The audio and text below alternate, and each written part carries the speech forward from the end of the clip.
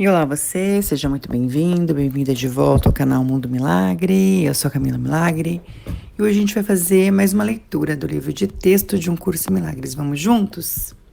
Estamos no capítulo 19, hoje na seção 3, a irrealidade do pecado. A atração da culpa se acha no pecado, não no erro. O pecado será repetido devido a essa atração. O medo pode vir a ser tão agudo que a encenação do pecado é negada. Mas enquanto a culpa permanecer atraente, a mente vai sofrer e não vai abandonar a ideia do pecado. Pois a culpa ainda a chama e a mente a ouve e anseia por ela, fazendo de si mesma uma presa voluntária ao seu apelo doentio. O pecado é uma ideia do mal que não pode ser corrigida, porque apesar disso, será para sempre desejável. Como uma parte essencial daquilo que o ego pensa que tu és, tu sempre o quererás. E só um vingador, com uma mente diferente da tua, poderia exterminá-lo através do medo. Olha só que interessante. Eu vou até marcar essa frase pra gente aqui, ó. Mas enquanto a culpa permanecer atraente, a mente vai sofrer e não vai abandonar a ideia do pecado. Veja só, qual é o valor, de implantar na humanidade que são pecadores? De que a humanidade é pecadora? Qual é o valor de implantar na humanidade que existe um pecado original? Que na sua fonte você nasce pecador. Qual é o valor disso? Em todos os momentos do curso tem sido dito pra gente que nós somos como Deus nos criou. E Deus criaria pecado? Deus criaria um filho imperfeito? Deus criaria um filho feito para sofrer? E o texto diz que a atração da culpa está no pecado, não no erro. Não quer dizer que você não possa se equivocar, mas quer dizer que, enquanto você acha que tem culpa, você peca. Enquanto peca, você acha que tem culpa. É um loop infinito,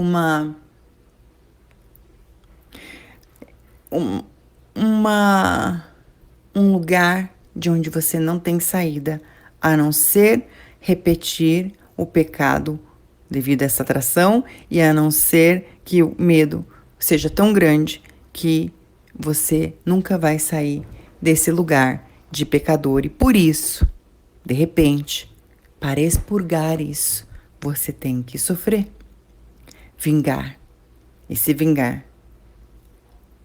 por meio do medo, por meio daquela expiação na cruz, não como a expiação do 100, de soltar. Enfim, aqui é uma parte, Eu sempre digo para vocês, não levem o que eu digo, Levem o texto em consideração. Por isso que eu sempre digo, voltando ao texto. Essas podem ser considerações minhas, mas não as suas, Você pode receber as suas próprias conclusões no momento que você tá, com a consciência que você tá. Então, você pode ter as suas próprias observações a respeito disso. Mas essa frase me chamou a atenção. Mas enquanto a culpa permanecer atraente, a mente vai sofrer e não vai abandonar a ideia do pecado. Continuando no texto. O ego não pensa que seja possível que o amor, e não o medo, seja o que o pecado realmente invoca e que ele sempre responda. Pois o ego traz o pecado ao medo, exigindo punição. Entretanto, a punição não é senão outra forma de proteger a culpa, já que o que merece punição tem que ter sido realmente feito. A punição é sempre a grande preservadora do pecado, tratando-o com respeito e honrando a sua enormidade. O que tem que ser punido tem que ser verdadeiro, e o que é verdadeiro tem que ser eterno e ser repetido infindavelmente, pois o que pensas que é real, tu queres e não abandonarás. Uau! Aqui, né? Voltando aquela divagação que eu tive no item anterior. Sobre a punição, né? O texto diz aqui, a punição é sempre a grande preservadora do pecado, tratando com respeito e honrando a sua enormidade. E aí de novo me vem, qual o valor das penitências? Qual é o valor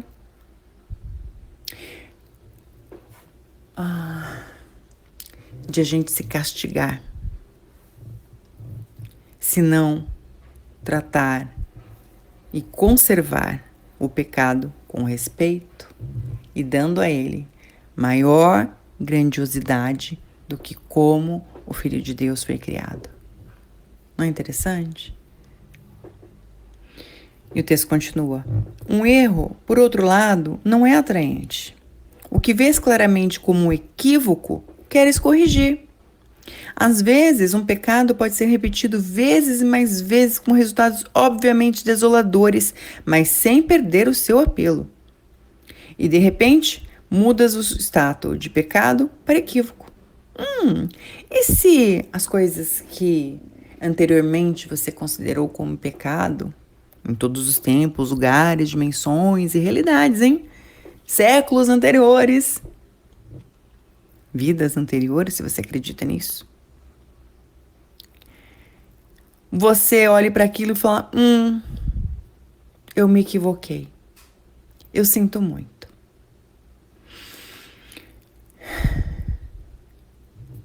E aqui dá pra gente ver, inclusive, as belezas, né, das palavras do Ho Oponopono. Eu sinto muito. Por favor, me perdoe.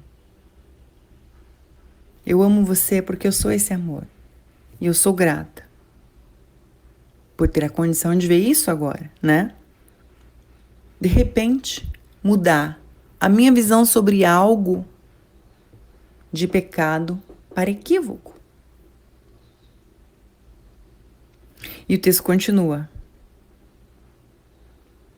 Agora, não repetirás, simplesmente pararás e não abandonarás, a não ser que a culpa permaneça. Então, ok, eu vi algo como pecado, mas eu mudo meu ponto de vista para, me equivoquei. Sinto muito, eu posso mudar isso. Mas, se eu mantiver a culpa pelo meu equívoco, eu continuo fazendo com que o pecado permaneça e a culpa o atraia. E vice-versa. Que tal isso? Que implante espetacular na humanidade, não é mesmo? Fazer com que a gente corra atrás do rabo. Pequei, me puna. Pequei, eu me puno. Como eu sou culpada, eu tenho que pagar por isso. Mas se eu olho para aquilo que eu fiz como um equívoco e olho, pera, eu sinto muito. Eu posso soltar isso aqui agora. E aí eu liberto a mim e a quem estava preso nisso, na situação comigo. O que isso pode criar no mundo? A gente seria assim tão ousado para ser tão antissistema, não como os políticos mostram, não como as pessoas ensinam a reagir e resistir, mas simplesmente dizendo, eu me equivoquei, eu sinto muito. Eu posso mudar isso agora. Eu escolho soltar isso agora.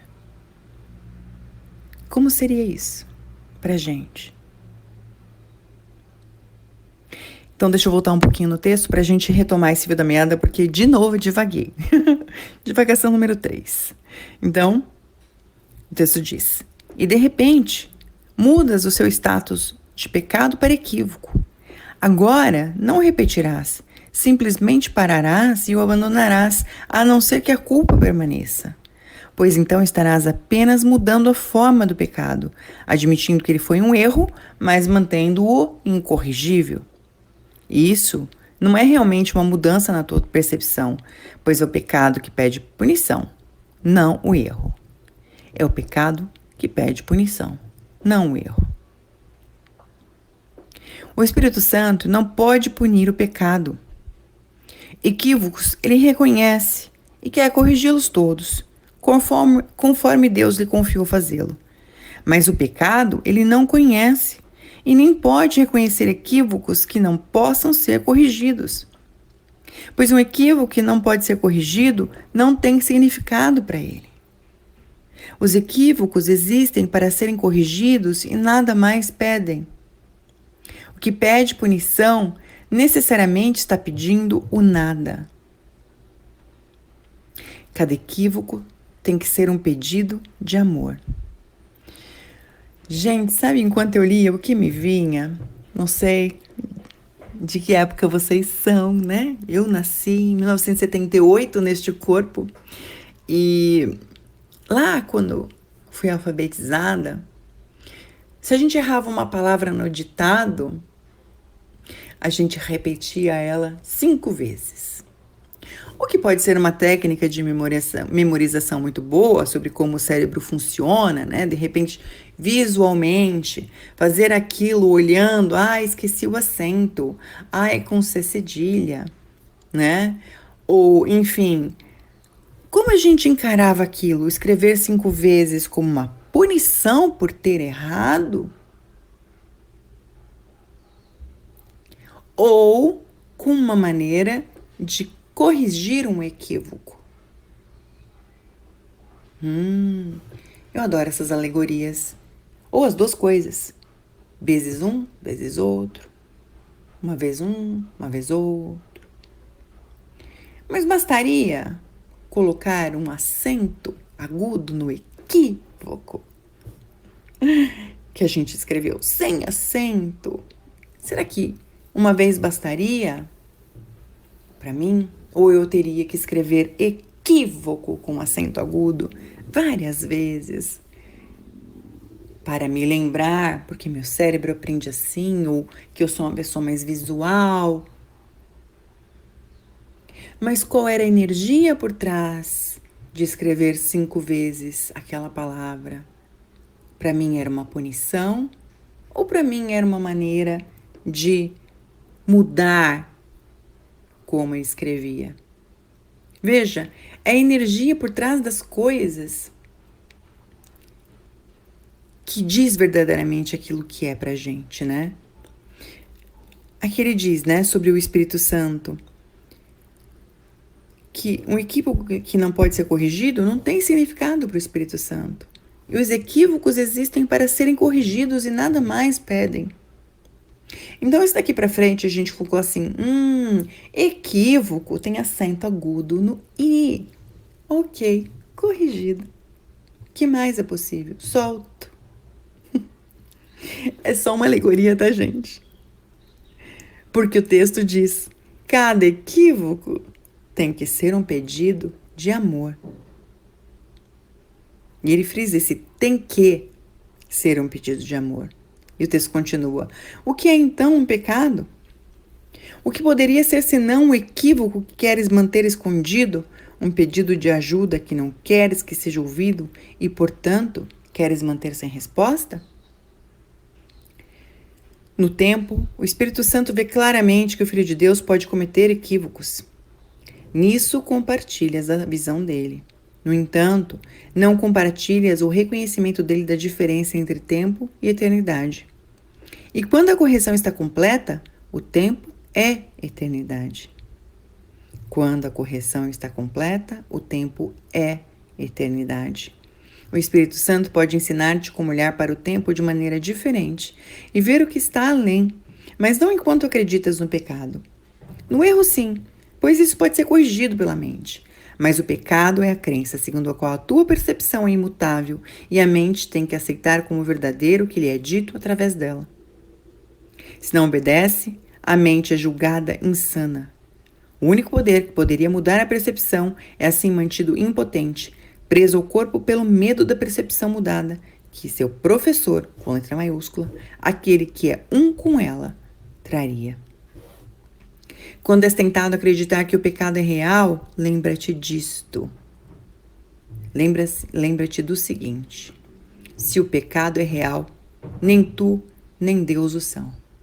Uau! Bora marcar essa frase.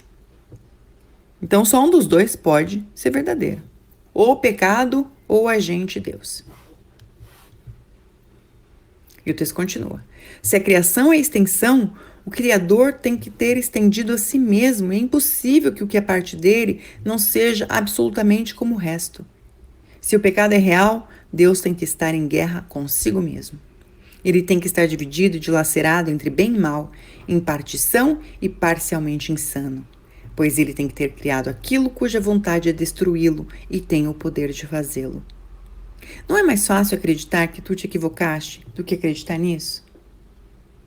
Bela pergunta, a propósito. E o texto continua. Enquanto acreditas que a tua realidade ou a do teu irmão está limitada a um corpo, acreditarás no pecado. Enquanto acreditas que os corpos podem se unir, acharás a culpa atraente e acreditarás que o pecado é precioso. Pois a crença em que os corpos limitam a mente conduz a uma percepção do mundo na qual a prova da separação parece estar em toda parte. E Deus e a sua criação parecem estar divididos e depostos. Pois o pecado quer provar que o que Deus criou santo não poderia prevalecer sobre ele, nem permanecer tal como é diante do poder dele, o poder do pecado. O pecado é percebido como se fosse mais poderoso do que Deus. Diante dele, o próprio Deus teria que se inclinar e oferecer a criação dele ao seu conquistador. Isso é humildade ou é loucura?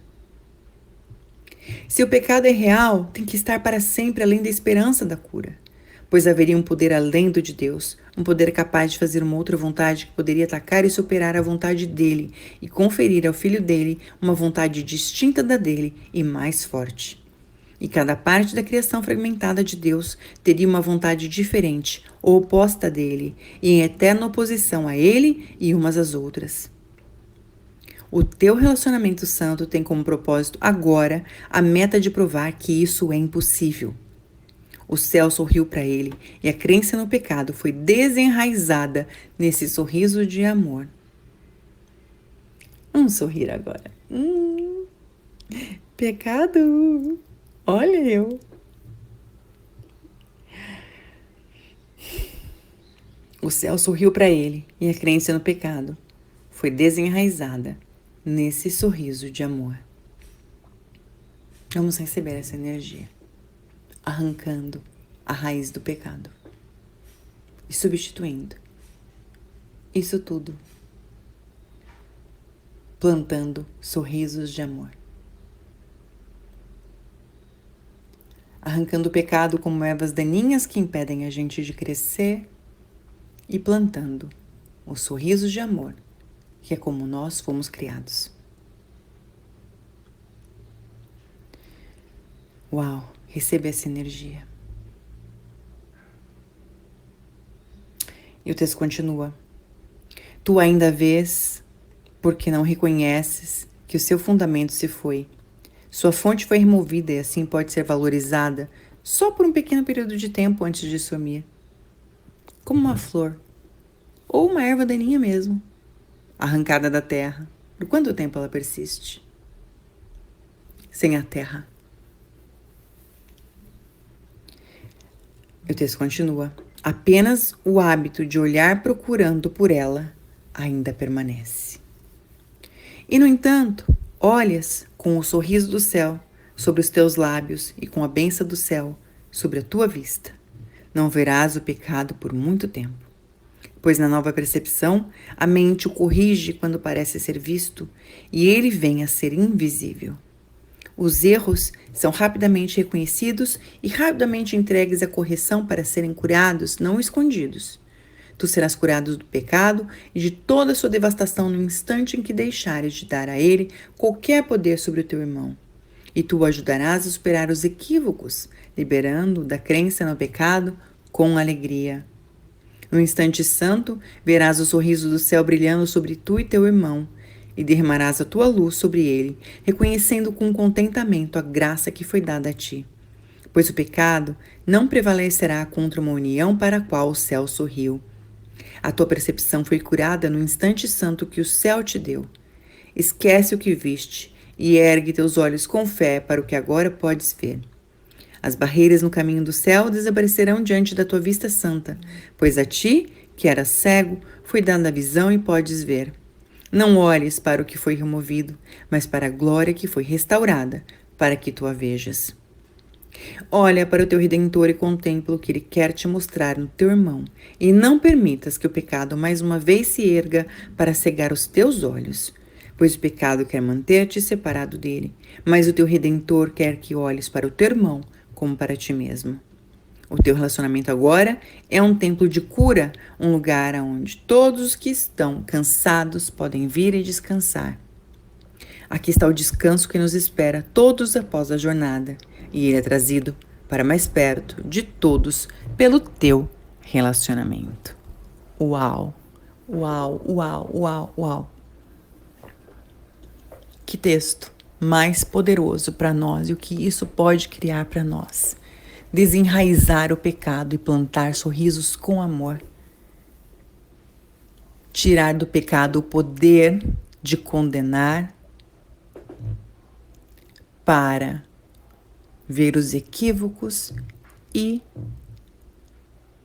liberá-los com amor. Sinto muito. Por favor, me perdoe. E o que mais vai ser possível pra gente? E eu vou fazer uma coisa que eu nunca peço. Se for leve pra você que tá ouvindo, deixa um like nesse vídeo. E se for leve pra você, compartilha com alguém que gostaria de ouvir uma mensagem como essa. Não por mim. Não pelo sempre, que a gente não precisa disso. Mas quem está buscando essa mensagem hoje? E deixa o algoritmo fazer a sua parte. Deixa o universo fazer a parte dele. É um like. Para se de repente isso expande, chega a outras pessoas, a gente não sabe quem está procurando isso aqui. Quem está procurando desenraizar o pecado como a gente e plantar as flores do amor. Vamos juntos? Um forte abraço, a gente se encontra na nossa próxima leitura. Até lá.